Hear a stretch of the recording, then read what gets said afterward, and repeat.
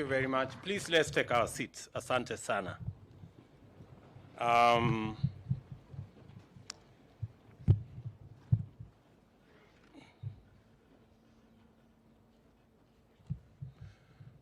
Your Excellency, the Foreign, Commonwealth and Development Secretary James Cleverly, Mr. Deputy President, Prime Cabinet Secretary, our sister now, Jane Marriott, the Governor of the great city of Nairobi, ministers present, members of Parliament, including my good friends from the committee, and Nairobians, good evening. When I came into office, the first issue that I was confronted with was this railway city project. I was informed that this program would not go ahead unless I did a few things. I was very happy that the few things that I was asked to do were done, and that's why we are here today. We are at the season of our national calendar when we review our nation's journey through history and draw strength and inspiration from the struggles, sacrifices, progress, and victories achieved along the way. In this context, the history of Kenya's railway system is traditionally connected with the advent of foreign invasion, violent displacement, colonial settlement, and even exploitation.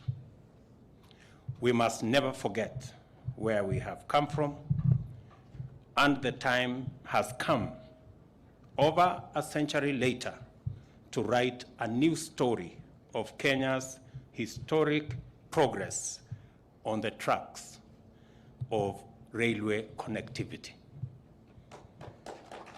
Today marks the beginning of this new direction, which links our railway system to the promise of socio-economic liberation to deliver growth and well-being for not just Nairobi, but our country. Economic productivity and competitiveness are associated with the density of transport and communications infrastructure linkages. Transport systems in particular are the cornerstone of efficiency. Conversely, therefore, inadequate transport systems are a serious growth and development challenge, as delays and high costs of transportation hold entire cities and nations back, as has been ably explained by our governor. Our plan to accelerate the pursuit and achievement of shared prosperity through a radical socio-economic transformation consists of a comprehensive array of interventions that take care of every sector. This transformation that we launch here today is underpinned by several cross-cutting enablers, among them transport, communication infrastructure, and services.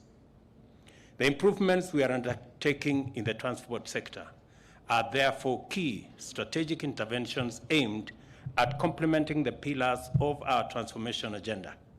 They are aimed at facilitating easier and faster movement throughout the country, easing urban congestion and eliminating the costly delays caused by daily gridlocks on our roads. In particular, we are committed to liberating Nairobi to enable it live up to its full promise of a national, regional, continental, and global multi-sectoral hub, thereby harnessing Kenya's real potential. And to do this, we intend to redevelop the Nairobi Central Railway Station and its precincts into the Nairobi Railway City. This will be a multimodal transport and transit-oriented urban development which will exploit the station's strategic location to establish itself as an iconic nerve center for a thriving continental metropolis. By multimodal, we mean that the railway city will be defined by multiple forms of transport offering commuters convenience, safety, and speed. The Nairobi Railway City is designed to be a masterpiece, an icon expression of complementary convergence of three transformational master plans. One, the Nairobi Integrated Urban Master Plan, the Nairobi Transport Master Plan, and the Nairobi Commuter Railway Master Plan.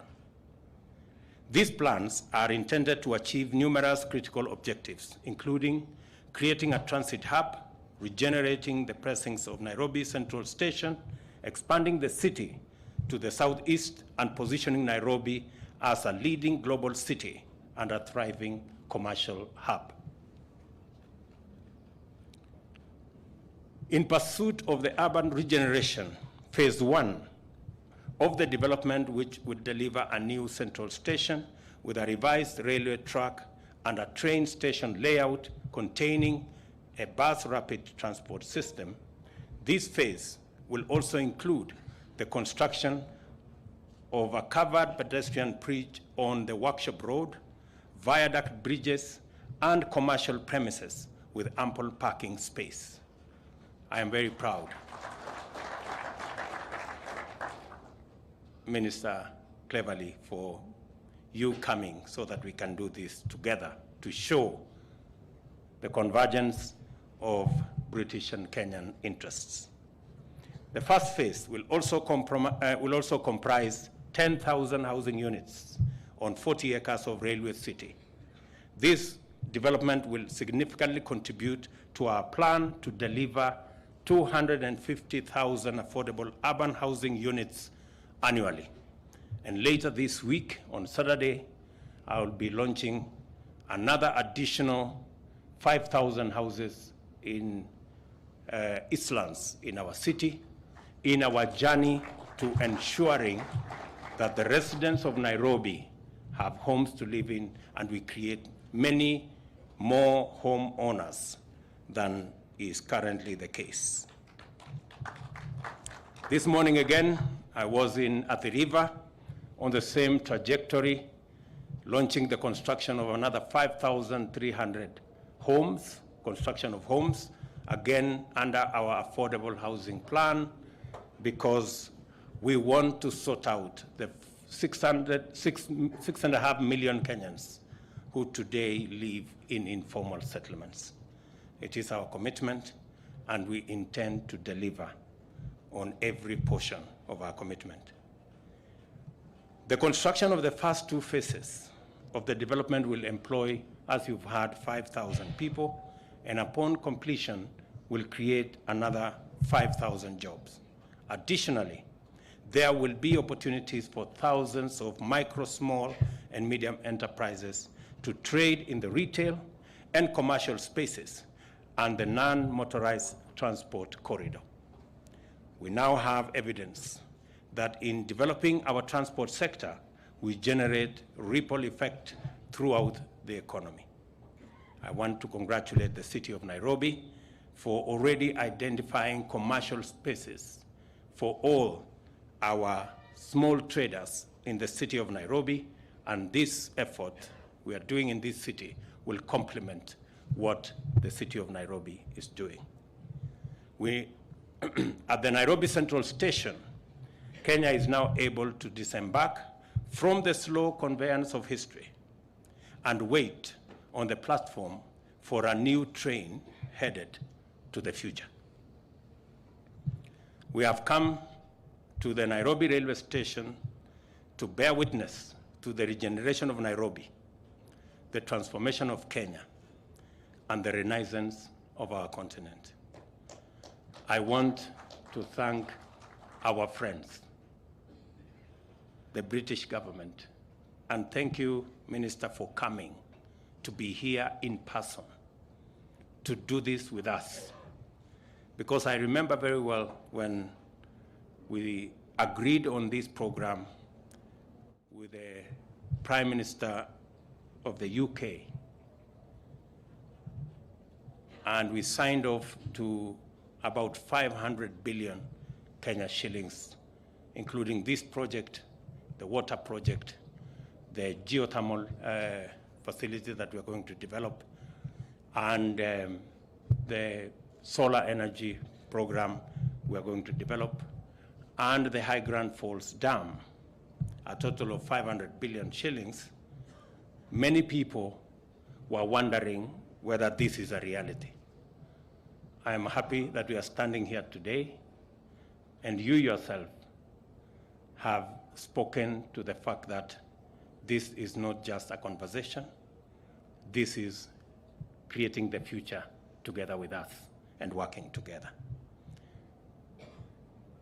I want to say, without belaboring, that the British High Commissioner has been very instrumental in making sure that this program, not just this one, but all the programs we are running with your good government, are moving with the required speed. And I want to commit that the administration that I run will work with you, as we will work with all our other development partners, to ensure that the transformation of Kenya is not delayed and the transformation of Kenya is not derailed. We're going to work together and ensure that we deliver on the commitments that we have made and on ensuring that Kenya becomes truly the middle-income economy that we have all been associated with. And I want to commend the residents of the city of Nairobi. Progressively, we are beginning to see order in the city of Nairobi, thanks to the government of the city of Nairobi. You have our support. I want to commit that the Nairobi Rivers Commission will now move with speed to ensure that we clean the city of Nairobi, especially the rivers, eliminate the waste that is going into our city, ensuring that we create a transport ecosystem around our rivers, and even help the other counties downstream. I was in Machakos today, and they've always been concerned about the effluents that Nairobi puts in the rivers, and it pollutes the river all the way to Kitui. And I want to commit here that we are going to ensure that we eliminate all the effluents that are being pushed into the Nairobi River through the initiative that we have made. And I want to thank the Deputy President and the Governor of Nairobi for spearheading that program. I will be expecting results because the city of Nairobi deserves better than we have today. So, ladies and gentlemen, thank you very much. This is a wonderful event. I am truly happy that this event is happening in our lifetime, and a few years from now, we will be having a wonderful facility in this same place. Asanteni sana. Thank you very much.